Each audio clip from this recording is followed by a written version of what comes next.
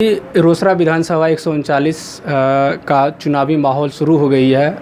3 नवंबर को यहाँ पर चुनाव होने हैं। हमारे बगल में बैठे हुए महागठबंधन के सहयोगी जो कि जनसंपर्क अभियान चलाए हुए हैं, लोगों की समस्या को जान रहे हैं, लोगों की समस्या को किस प्रकार से समाधान किया जाएगा और कौन कौन सी मुद्दा लोगों के लिए है वो हम जानते हैं। क्या आप लोगों ने क्या रणनीति बनाई है लोगों की समस्या को दूर करने के लिए और अपनी चुनावी जो भी स्थिति है उसे मजबूत करने के लिए? सबसे पहले अपना परिचय बताइए। मैं सूरज कुमार दास इस क्षेत्र से पूर्व में दो बार निर्दलीय के रूप में चुनाव लड़ चुका हूं और अभी हम महागठबंधन के हिस्सा हैं, राजद के एक कार्यकर्ता हैं।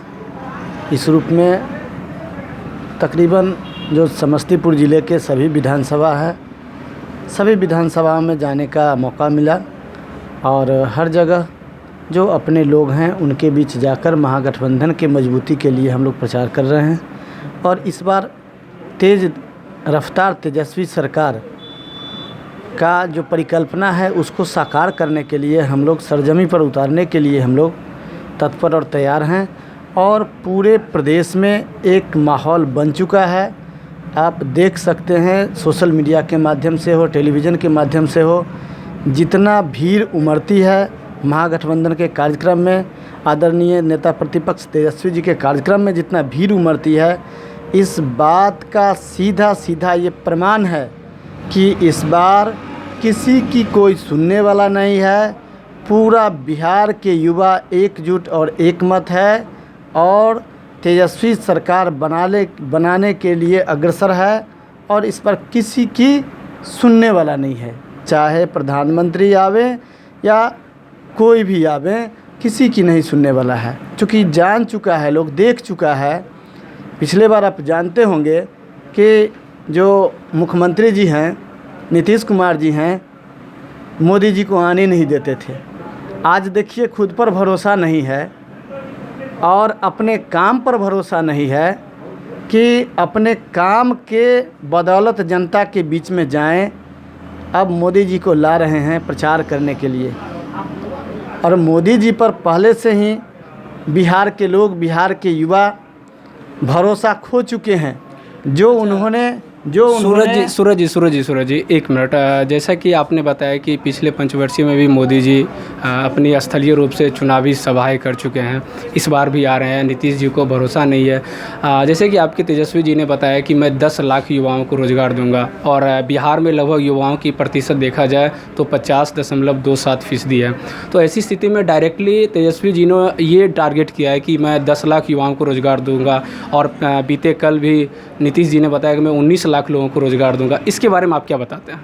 ये तो बड़ी हास्यास्पद लगती है कि हमारे नेता प्रतिपक्ष जो घोषणा किए 10 लाख और 10 लाख के स्पष्टीकरण के लिए मुख्यमंत्री जी सवाल उठाते हैं और उसी घटक के नेता, उसी घटक दल के बीजेपी के घोषणा पत्र में 19 लाख का दावा किया जाता है। ये तो बड़ी हास्यास्पद लगती है।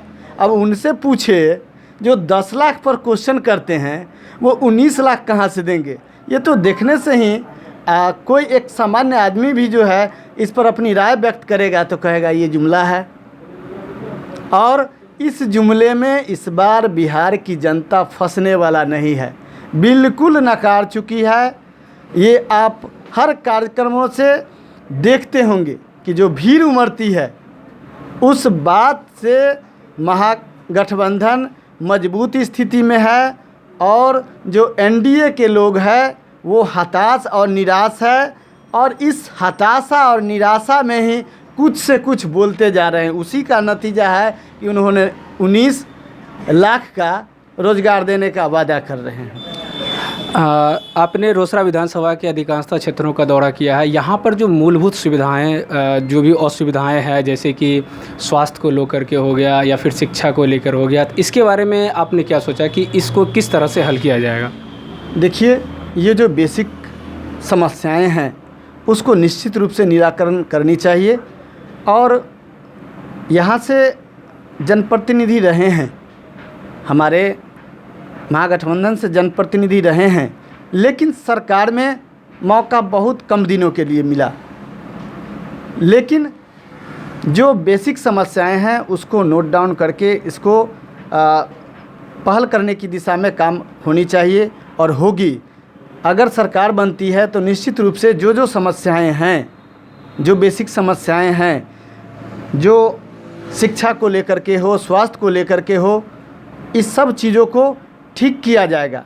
आप देख रहे हैं कि 15 साल तक जो शासन में नीतीश जी की सरकार रही है, आज वो अपने काम को प्राथमिकता न देते हुए, काम पर उनको उतना भरोसा नहीं है, तो पीछे के बातों को लेके जो डर बनाया जाता था, जिनके नाम पर इतना दिन तक शासन किए, फिर से उनकी पुनरावृत्ति करते हैं। अगर उनको काम पर विश्वास रहता तो अपने काम के जरिए आते। तो ये इस बात का प्रमाण है और निश्चित रूप से इस बार महागठबंधन की सरकार बनेगी। और जो भी समस्याएं हैं, आप देख रहे हैं कि एक विधायक का मात्र 3 करोड़ साल में मिलता है, और अगर इस समस्याओं को, रोड, पुल, पुलिया, जो भी सड़क हैं, उसको बनाने के लिए 50-50 करोड़ की ज़रूरत होती है। अगर सरकार जिसकी रहती है, उसके अगर विधायक रहते हैं जो सरकार से समर्थित लोग हैं, उस क्षेत्र का समुचित विकास हो पाता है। इसलिए आज तक जो है रोसड़ा पिछड़ा हुआ है। अगर सरकार बनती है तो निश्चित रूप से इसको प्राथमिकता के तौर पर लिया जाएगा, और जो भी बेसिक समस्याएं हैं, जो नीड है इस क्षेत्र की, उसको ठीक किया जाएगा। उस क्षेत्र में विकास निश्चित रूप से होगा। जैसा कि आपने सुना कि अगर महागठबंधन की सरकार बनती है तो रोसड़ा विधानसभा की जो भी मुख्य सुविधाएं होती है, जैसे शिक्षा की हो, स्वास्थ्य की हो, सड़क की हो, इन सारे असुविधाओं को दूर किया